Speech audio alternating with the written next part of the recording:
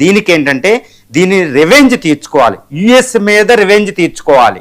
ఎందుకంటే US forces ఇజ్రాయెల్తో కలిసి operation చేసినాయి, ఇజ్రాయెల్ మీద మిసైల్ ఫోర్సెస్ వేస్తున్నాయి. కానీ యుఎస్ దాకా ఇరానియన్ మిసైల్స్ వెళ్ళవు. ఎందుకంటే సుమారు 10,000 కిలోమీటర్ల అవతల ఉన్న దాన్ని చేరుకోవడానికి ఇరానియన్ దగ్గర ఎటువంటి మిసైల్స్ లేవు, అంత ఎయిర్ ఫోర్స్ లేదు, ఏమీ లేదు.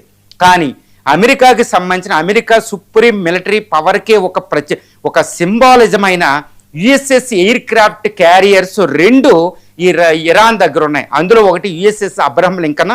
ఇప్పుడు ఇరాన్ తీరానికి కేవలం 100 కిలోమీటర్ల దూరంలో ఈ పర్షియన్ గల్ఫ్ దగ్గర, అంటే గల్ఫ్ ఆఫ్ ఒమన్కి దగ్గరలో నార్త్ అరేబియన్ సీలో అది దాక్కుని ఉందన్నమాట. దీని మీద అమెరికా మీద రివెంజ్ కోసం ఇరాన్ మిసైల్స్ ప్రయోగిస్తుందండి.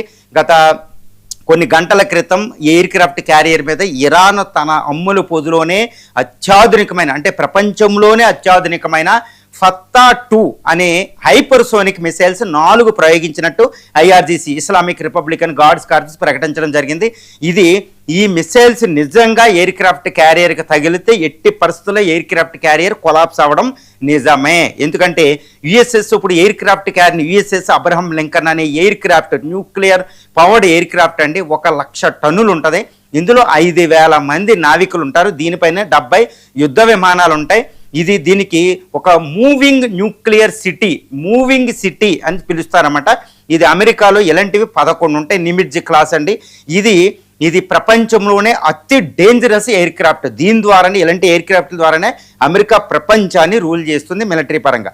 దీన్ని కొట్టడం అంటే అమెరికా మిలిటరీ పవర్కి పెద్ద ఘోరమైన అవమానం. వెంటనే ఖైమనీ హత్య చేసినందుకు దీన్ని బద్దలు కొడితే ఇరాన్ పగ తీర్చుకున్నట్టు. అందుకనే ఇరాన్ చాలా శక్తివంతమైన మిసైల్ దీని మీద ప్రయోగించింది. ఈ ఫత్తా 2 మిసైల్స్ ఎటువంటి అంటే హైపర్సోనిక్ అంటే మ్యాక్ 10 కంటే ఎక్కువ స్పీడ్తో వెళ్తుంది. ధ్వని వేగం కంటే 10 రెట్ల వేగం, అంటే గంటకి 12,000 నుండి